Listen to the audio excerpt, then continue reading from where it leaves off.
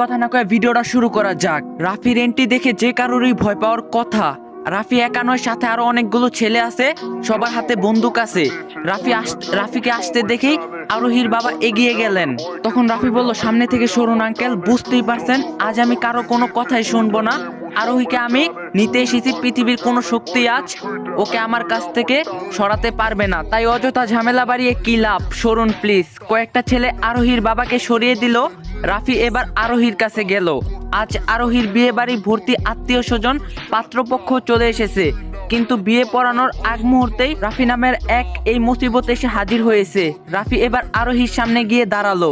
তারপর আরোহী থুতনিতে হাত দিয়ে বলল, বাহ কি সুন্দর সেজেছিস রে আরোহী, দেখি দেখি বাপের লিপস্টিক পরেছিস, তাও আবার লাল রঙের।